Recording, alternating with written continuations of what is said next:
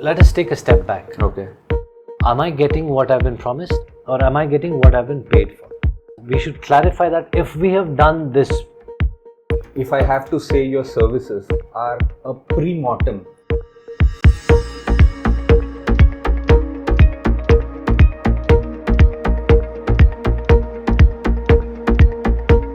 I get an idea on this saying, as you rightly pointed out, approach to financial institute could be on financing the independent home or the villa or whatever, could be on a secondary market as well. Mortgages are what we call them, and the insurance company.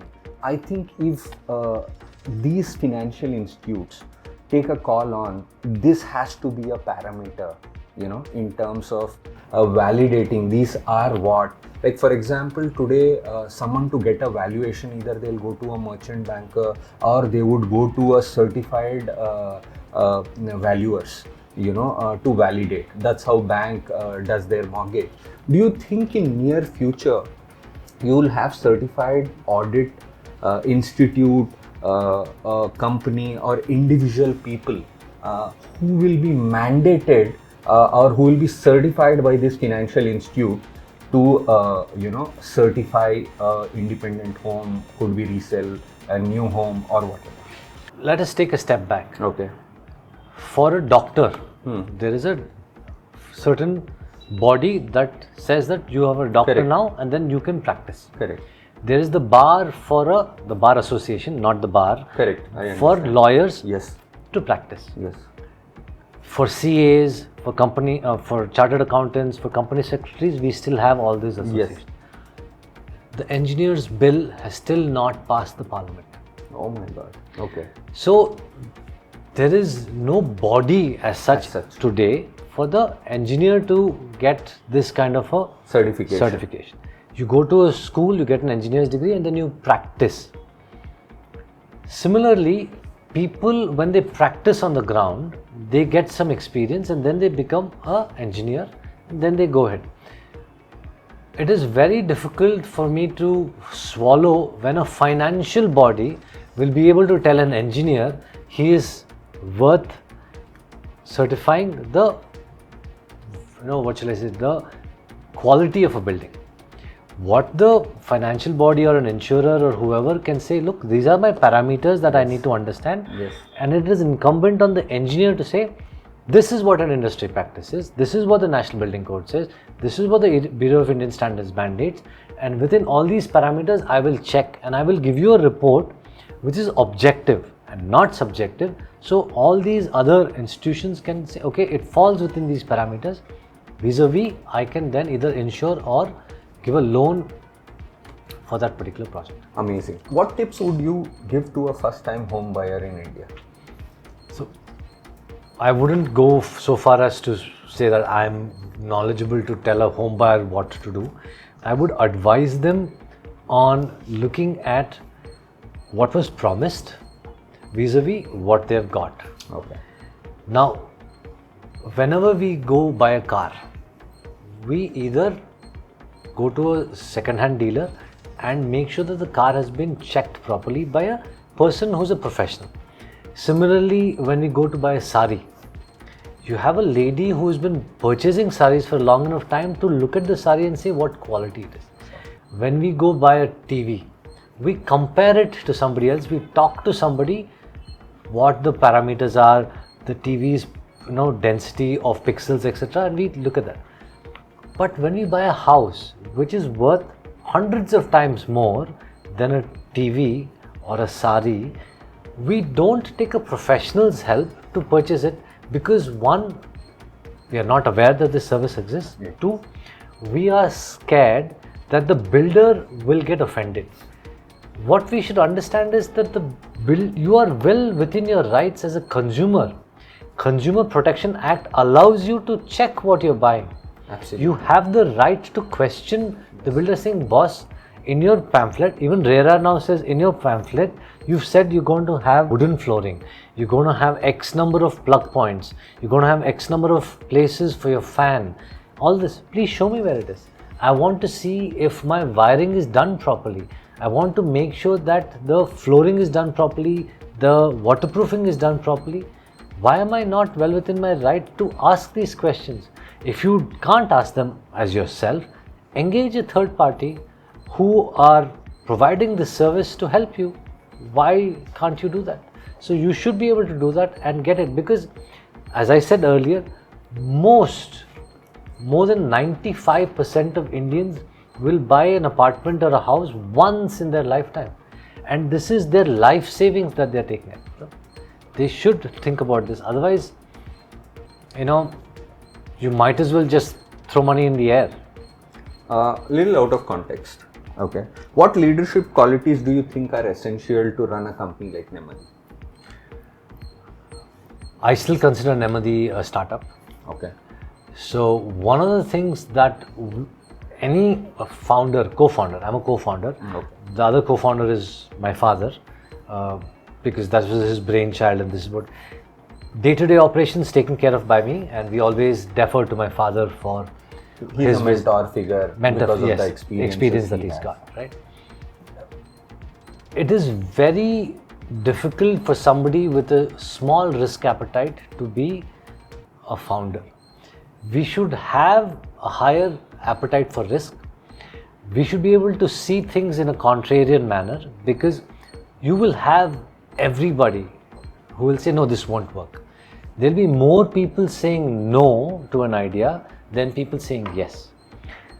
For example, once we started this, we went to IIM Bangalore and we had a presentation.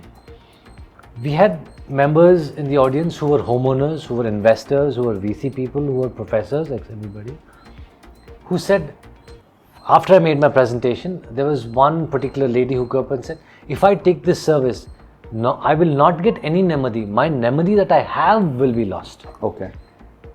And then I later found out that this person was a VC. What I was unable to understand from their point of view is they are unable to see from the perspective of a home buyer. They were looking at it from the problems that they will look at. I was trying to explain to them that even if you identify the problems, tomorrow you know the bouquet of problems you have. Yes, you may feel that, oh, I have a house with so many problems, but you know the problems. You can take steps to mitigate these problems later on. And this has been 7 years now, and we are running. We've had more than 10,000 customers. We are in more than 12 cities. So this kind of, a courage of conviction, a way to say, okay, I'm going to take this path and stick to it. That is something that is required for somebody who is a startup founder. Correct.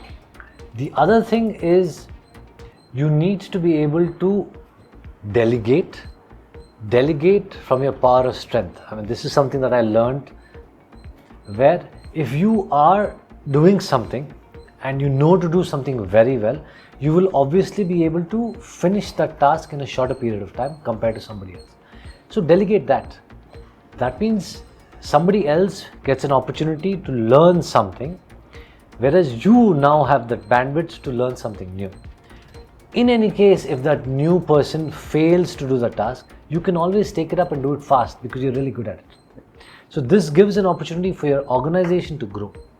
Where can we see Nemmadi in next 5 years? Oh, lovely. When we started performing this service, we used to use a camera, a Halden camera, a printed sheet of paper which had a checklist. So our engineer would take 2 days to perform one home inspection. Okay. Along the way, we decided that we'll invest in developing an app that generates a curated checklist specific to that particular customer's property. We not only do this curated checklist for an individual home inspection, but also for a RWA hot audit. So today, our trained engineers can perform 2.5 apartments in 1 day. I want to go to a state where we can use AI to do image recognition, so that a lot of these problems identification is done by the app itself, so that the human can then do parts where a human intervention is necessitated. For example, hollowness. An app, at least today, in my knowledge, cannot knock on something and identify. Measurement of an area. I will have to take breadth and width, height to measure the area, because carpet area, the way that RERA defines it, is also the thickness of the walls. Yes. So it is your footprint including the internal walls. And then maybe height, maybe dampness. So all of these things, if I can automate some of these things, then I'll be able to improve on my efficiency. Further, we want to see if we can provide more services to people so that they themselves can download an app and they see, okay, I don't want to pay 10,000 rupees, but I'll pay you 1,000 rupees to download an app where I can inspect only my bedroom, only my bathroom, maybe only my kitchen. This way, I have an app at the hands of everybody in India, and then they do their own home inspection. What vision does Nemmadi have for future of home care in India? Home care starts from the status of your property once you take over. Okay. If you know that you're getting a healthy baby, you can take care of the baby for it to remain healthy. If you take a baby which you don't know is healthy or unhealthy, it is very difficult for you to be prepared for what's to come. God forbid you have a baby that's unhealthy. You know that the baby is weak, it needs to have more vitamins, it needs to have more sunlight, it needs to be in a place where there is less pollen, so you can take care of those precautions. If you don't know and you go into a situation where there is pollen, for example, people come to Bangalore from Chennai and the baby is allergic to pollen or is not tolerant of cold, then it's not a good atmosphere to be in. Similarly, if you have a home that has got problems with dampness, that has got problems with electrical fixtures, if you don't know and you start occupying the place and you start running appliances, you may have short circuit, you may have a fire, you may have a damp wall. So all these things will increase your cost over a long period of time. It is better to be saved in advance than in later, because it's better to have stitch in time which saves nine, right? So something of that sort. To the audience, if you're looking at home inspection and takeover, I think Nemmadi is the place for you guys to connect and get all the information. To add to that, if you are a management committee member who wants to take over your project from a builder, do reach out to us. We can help you. Okay, moving forward. Though you explained initially what Nemmadi does, but in detail, if you can get more information on the services you guys offer. Perfect. So I'll start with the B2C, as in home inspection. Okay. If you were an individual customer, say Rohit has bought an apartment, he starts making payments.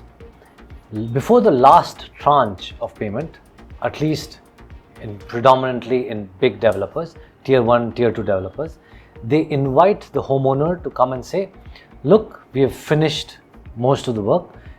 Please take a look before our second coat of paint is done, so that you can say everything is okay, and then we will hand over the property to you.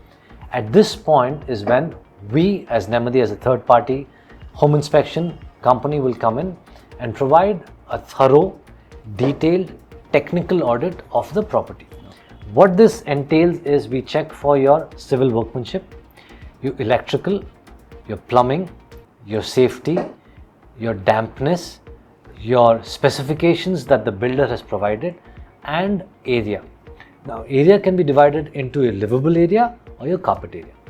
To go a little more in depth of each of these, if you were to look at workmanship quality, what we will look at here is whether the tiles have been laid properly, whether the tiles have any hollowness, whether the walls are okay, if there's any undulation in the walls, whether painting has been done, whether the ceiling is okay, whether there are any cracks, whether the wall and the door finishing is okay, whether the sliding doors, sliding windows, so all of this. On average, in a 2000 square foot apartment, we check up to 1500 points. So it's a very detailed check, It takes an engineer between 3.5 to 5 hours to check the project. We talked about civil workmanship. Then we will go to electrical. In electrical, we will check every plug point, every switch plate, whether there is electrical supply, whether line and neutral are okay. This is the detail that we go to for electrical. Then we go to plumbing.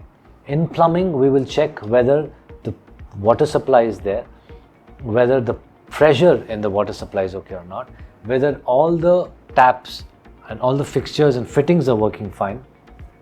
We will check. There have been cases where somebody opens the tap but the shower comes on, or we open the shower and there is a leakage from the closet. So these kind of things we check. Then we also check for safety. In a railing, there is a mandate that the difference between every balustrade has to have a certain gap. If it is more, then you can have a child that can pass through it. So say there is a railing on the second floor or the first floor. If the balustrades are not close enough, then a child can fall through. Sometimes the earthing is not done properly, that means you can get a shock. So this is your safety precaution. Then we also check for dampness. For dampness, what we use is a thermographic camera, which uses infrared to give us a difference in temperature because of IR. So we know whether a certain spot is cooler than the rest. Now this can be cooler because of a AC duct, but then we use a moisture meter to make sure that there is actually moisture. So we understand now whether that is moisture present on the wall or not. Then we also check for your specifications. So the builder has given you specifications. You will have anti-skid tiles. You will have wooden flooring. You will have 10.5 feet height ceiling. You will have these kind of doors. You will have sliding windows. You will have UPVC windows or whatever. So all of these are specifications. So we go and specifically check whether all these specifications have been met or not. Finally, we also check the area. Area can be divided into your RERA based carpet area or your livable area. So we do a check for both.